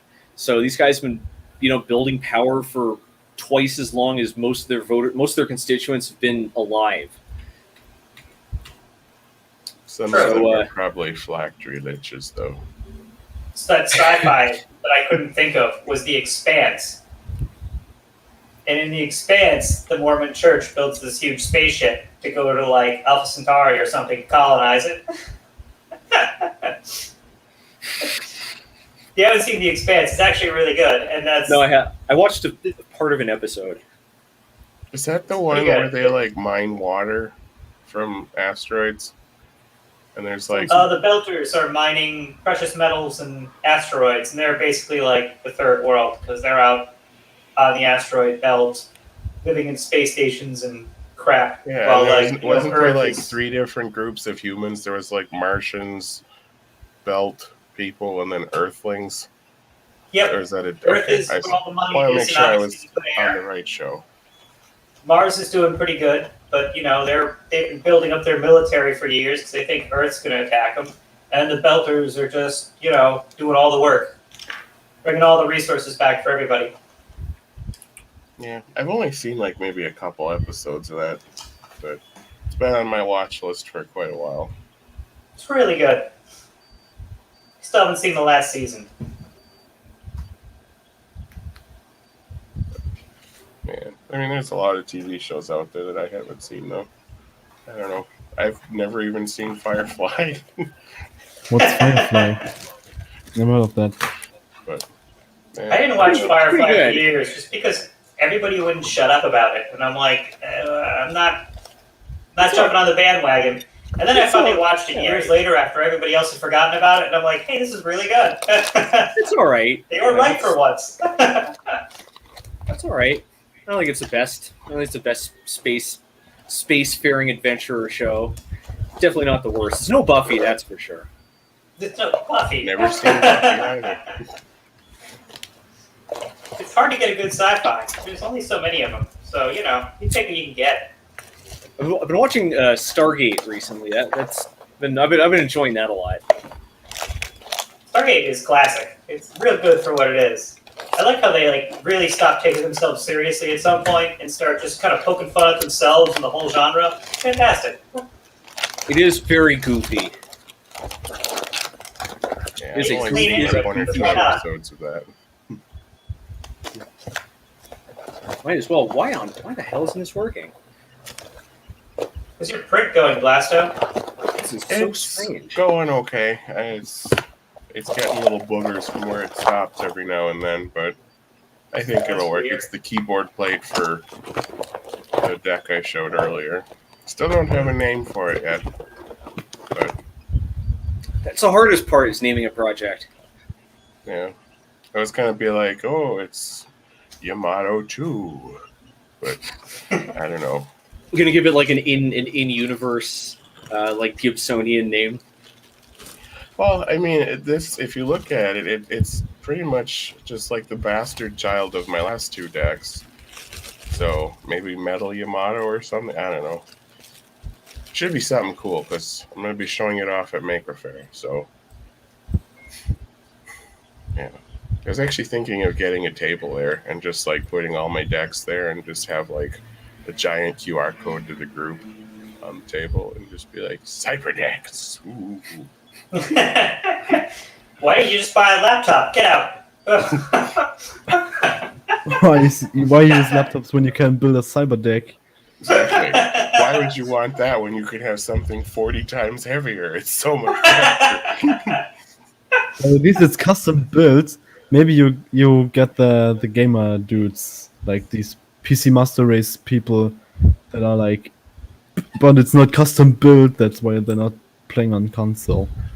Well, the way I'm going to answer that is... This is why they're building a cyber deck, because they can custom build that thing. But it's still a laptop. But the thing that I want to try with my next deck is I'd like to make it modular, but not in the sense of like this. Not in the sense that like you can swap pieces, like the sense that each part of it is its own standalone device. Like you can use the batteries to charge your phone, the keyboard is a keyboard, like the display is just a portable, just like a little portable display. It's got Raspberry Pi breakout board. Like each part is useful on its own, and we'll see if that ends up. Being practical. That reminds me of what Max built. It's right. You remember the one? Yeah, you mean the one in the army metal case? Yeah, and the old German army metal cases, and he had like the multiple parts or whatever. He built a keyboard inside some military metal boxes, but like a split keyboard, and then he put the third part in another metal box. What was his YouTube name again? Wasn't it like Make and Modify? Make and Modify. Yeah. With the modular thing, I want to do that as well for my deck, because I never built a custom keyboard before. So if I actually build this keyboard, I want to not use it only on my deck, but maybe at work or at home as well. So I am kind of trying to make it a detachable keyboard. Yeah. It's And I funny still when have you say that. Are you gonna This hand keyboard, or- which is not really whatever. It's a keyboard. That's a rectangle, idiot, not a keyboard. It's supposed to be a rhombus. Shit. Anyway, this keyboard is actually meant to be like just plugged into the rest of the deck that I built. After I finally printed out all the parts and put it together, I just hated the way it looked. I'm like, I have to redesign this. So I just have the parts in a box because I'm like, I don't have time, but I really need to redesign this because it it wasn't angled enough. It didn't look as good as I thought it would come out. It just looks bad. I'm like, nah. But the whole design is meant to just slot in. And originally I was going to have it screw in, but I think I'm just going to reprint this with some spots for some magnets, so it like magnets in real nice. And then it just plugs into the deck instead of plugging into another computer. So the keyboard is modular with the deck. That's kind of the whole idea of this thing. I need more rubber feet because I disassembled a physical phone mailbox that we were about to throw away. And I ripped out one speaker and the rubber feet. I mean, they're super small, but rubber feet are rubber feet, and I will probably use them for my deck or my keyboard. I like those little stick-on ones that you can buy. You know, they're like no, this went through. Domes. No, this went through holes in the mailbox device. So you have these tiny. This shit is not focusing. Puzzled, Zach. Yeah, the primary colors are working fine now, but other colors are not. Oh, it's got a little nipple that goes through the hole. Yeah. Kind of goes through a hole and then kind of prevents it from falling out. Adafruit actually just listed some new little feet on their website. They're like machined aluminum, and they have like little rubber nippies on the end or whatever. They look kind of cool. I still have my Adafruit gift card that I won from the design contest. Oh crap, I still gotta shop some parts. There you go. What was the contest? The design contest for the VertCon. So if you're on the YouTube channel, the logo that's used on the channel, I designed that one. Oh, that's pretty sick. He also designed part of our the video thing. Yeah, but just a part. Yeah. Adafruit was getting dragged through the mud on Twitter yesterday because they like supported NFTs, and then they were like, when people were making angry comments, people were making angry replies, they were feeding those into like the AI that generates the NFTs, and people didn't like that very much. I think that's funny though. I think NFTs seem kind of pointless, but I don't know. Yeah. They do. I got my beef with NFTs, but I think it's different it's different than the Twitter hive mind. That's for sure. I kind of got into crypto because I tried to get some crypto to pay fees to get some of my art on any platforms as NFT, but I wanted to get verified to sell my stuff, and none of these platforms were able to verify my existence as a human being. So, are you a human being? Possibly. Sus. But, making you face you, Ralph. Using predator cloaking tech. Done. Lydia is a predator, actually. She didn't want anyone to know. Oh no. Be cool if you made like one of those like shoulder cannons like the Predators have, Zach, like with the Nerf guns. And I asked about that in so in one of the episodes, my call to action was like, so folks, do you want me to make basically the choice was between an augmented reality scope and a wearable blaster. An augmented reality scope won overwhelmingly. So if I don't know, I don't think I'll end up making it. Maybe you gotta ask again. Style. Yeah, just keep asking until I get the answer I want. I think it would also be a very time-consuming project because it basically would need to. I mean, making something shoulder-mounted and comfortable is hard in and of itself, but it would need like some computer vision to identify targets, and it would need possibly a rangefinder to figure out how far away they are so it can arch the shot. And if it's something that like I can control, then it needs whether it's my hand or my head, like I have to register that against my shoulder, so that like I can designate targets, or it would be a very complex project. The augmented reality scope would be hard, but not nearly as hard.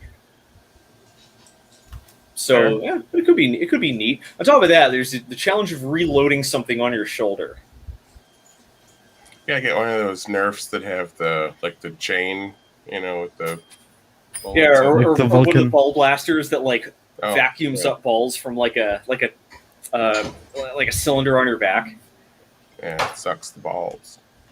Sucks those balls. Like boba through a straw. Sucks the balls. Very long straw.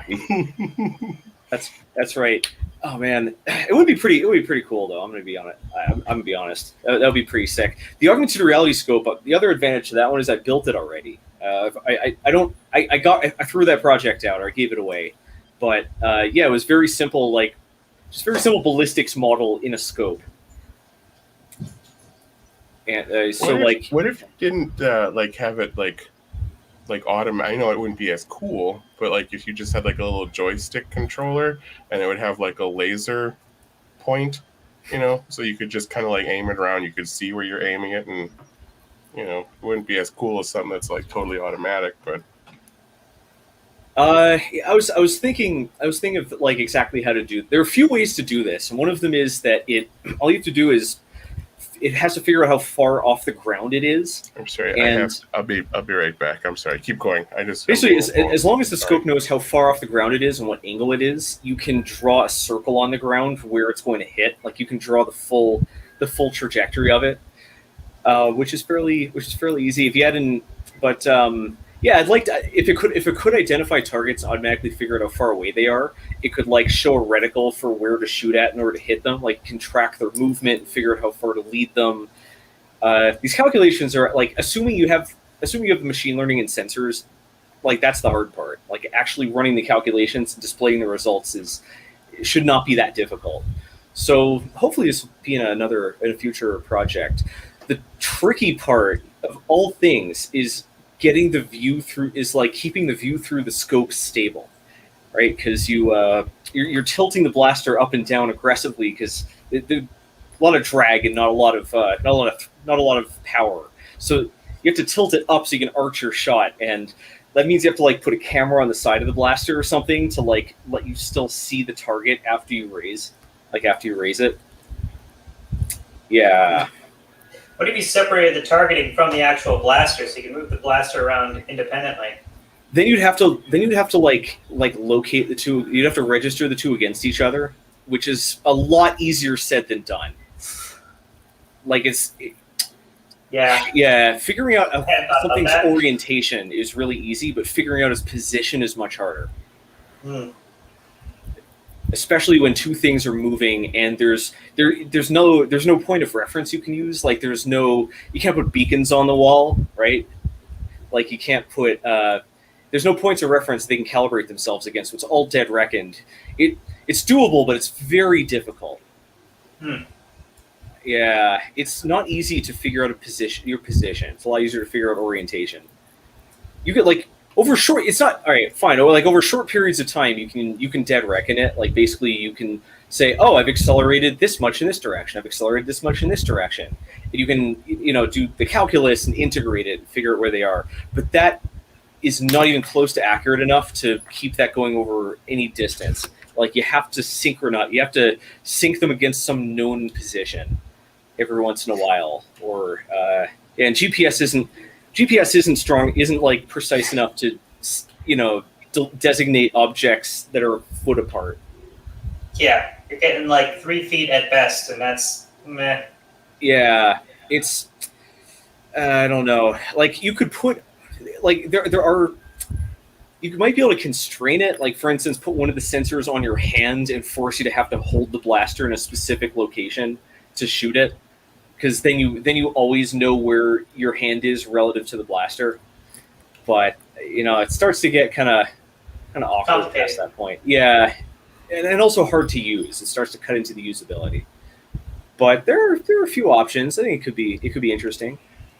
It'd be easier just to display the scope like on a heads-up display instead of like on the blaster itself, because then you can like shoot around corners and stuff. Maybe that's how I'll end up doing it.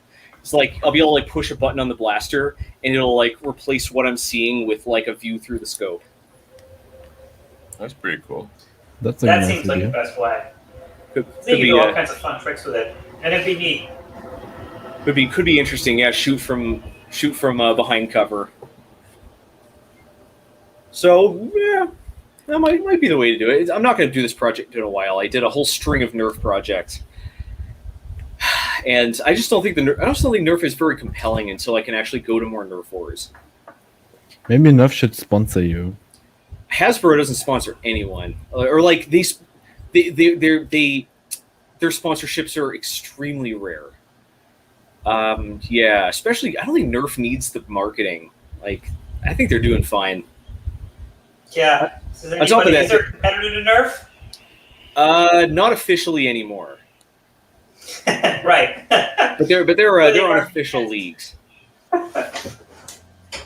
Yeah, I doubt any of this stuff would help you in a competitive setting because that has more to do with positioning than like your black. I don't know. I don't know how much upside there is to get in competitive games are typically 3v3 or 5v5. So like, and they're held in smaller areas to kind of keep the game moving. So I don't know how much a smart scope would help. But in a proper Nerf war with like 20 to 50 people per side in a giant field with forests and crap, like I think you could do some real damage. Or about like a giant sentinel robot with Nerf cannons on it. Well, all right. So the problem with using that in a war, right, is that no one will admit they've been hit by it. Like nobody is going to like. The thing like unloads entire cliff into you. Like you're not going to say, "Oh, you got me." That's why you got to use paintballs nothing instead. And leave. If you use a paintball, you can't really deny that you've been hit. It's can't right there. Bring a paintball to a Nerf war. Even in paintball, though, you can get like grazed, or it can like come off you without exploding, or just kind of hit you in the side a little bit. You can be like, "No, that wasn't me. It hit near me and splattered." Yeah, I think it would work better in airsoft because they take calling your hits a lot more seriously. Hmm. You can't really, like the BBs are too small to see them hit anyone, so you're kind of counting on hearing the sound and that the other person is going to get thrown out of the group if they don't call their hits. Nerf is a little fuzzier, so yeah, not calling your hits can be an issue. I talked about this in one of my past videos, actually. It's why I put a scope on my sniper blaster. It's not to help land the hits. It actually makes it harder. It's so that I can see the darts, hit the player. That makes sense, though. Yeah, but maybe maybe if you put a camera on the turret, like you put like a zoom camera, so like it records footage, so you can confirm the hits, like if they dispute them. Like, if they dispute it, you just go over and like open a screen on top of it and like scroll back. That would probably piss some people off, though. You're like, "No, I hate you. Hold on. Look, video playback. You're a liar." This also feeds into another issue in Nerf that I think should like. Oh man, basically if your equipment gets hit, it counts as you getting hit. Basically, like it avoids any disputes over being hit. Like if you get hit in like if you're like a vest, right, and you have a bunch of mags in it, and you get hit in the mag, it counts. You get hit in your blaster, it counts. So the question is, if you drop your equipment, but just before you get hit, does it count? And so far, that hasn't been tested very much. The only place it's really come into play is sort of the inverse, like if you have rule sets that allow people to block darts with melee weapons. And the reason I think this is important is because if you make a deployable shield, you're vulnerable while the shield is on you. But if you throw the shield and deploy a piece of cover, and it doesn't count as being hit, then I feel like this is sort of a meta-breaking strategy. Like basically, you get one of those like pup tents that just unfolds when you pull the zipper, and just carry one of those into battle. And then like when you're being hit, just throw that, and now you have a piece of cover. But But technically, when you're carrying the shield, it's not deployed. But when you deploy the shield, it's a shield. Right, but it's going to create a rules. Right, but it's going to create a rules. I reloaded. Oh, what? Because my. Yeah, I just actually got booted out of Streamlab myself. That's why I just disappeared for a minute, just out of the blue. Then it's an issue on StreamYard's side because I thought my internet has another breakdown, but well, it mentioned that we're nearing our broadcast limit for the month, which I didn't know we had. I didn't know that was a thing. So this is. I mean, we're kind of hitting the 2-hour mark so we might get booted real soon. Okay, so before this ends, let's talk about the CyberDeck thing that everybody's been talking about, which is the Stream Deck. The Steam Deck. Yeah. Did I say Stream Deck? I meant to say Steam Deck. I know, it looks like just like another Switch clone, and it's probably going to be as popular as the last hardware that Steam put out. So, I mean, you mean this? Yeah, one of those. I have one of those too, actually. They're interesting. They're definitely interesting, and they saved me when I broke my clavicle because I had to sit like this all the time, and I could not type on my keyboard like this because I had to wear a thing. Oh wow! That kind of made my arm go sideways in a resting and natural position. So I grabbed this controller and was like sitting comfortably, but with my controller, and I could.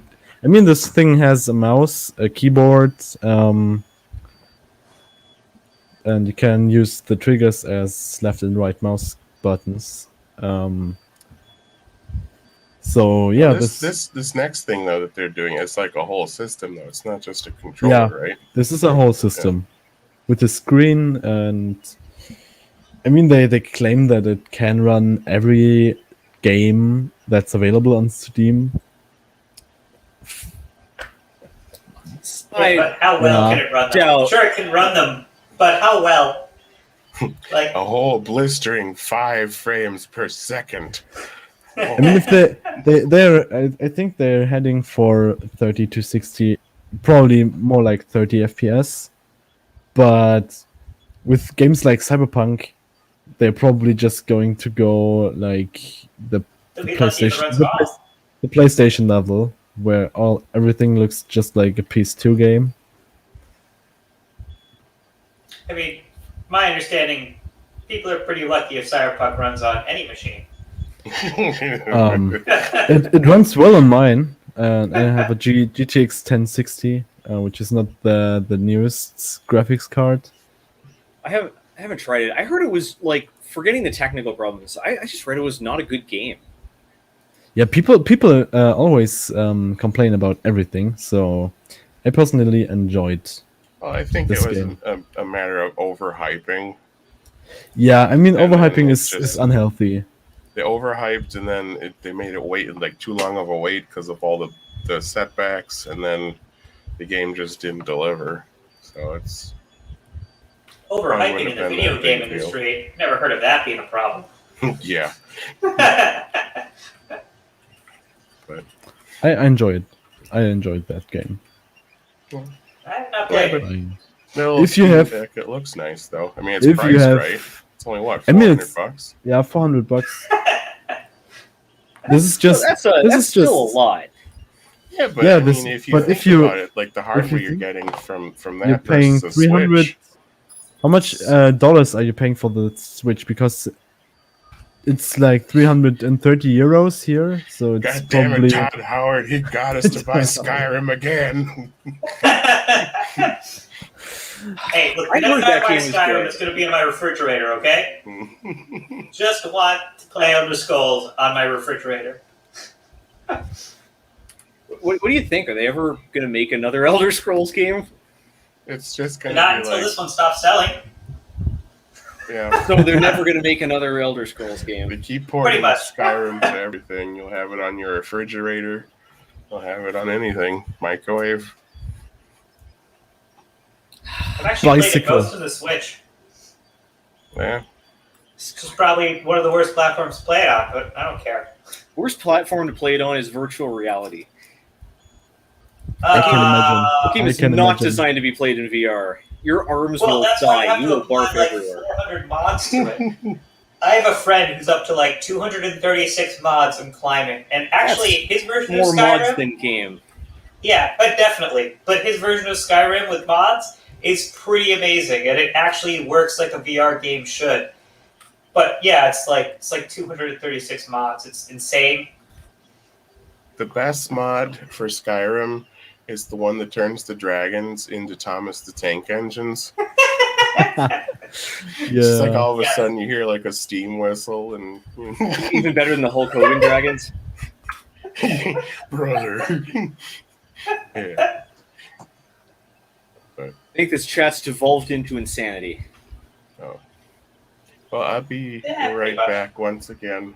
I think it's about time I sign off. We should actually probably should wrap it up. It's been 2 hours now, and before we hit our monthly limit. It's almost 2:30. I think I should get some sleep.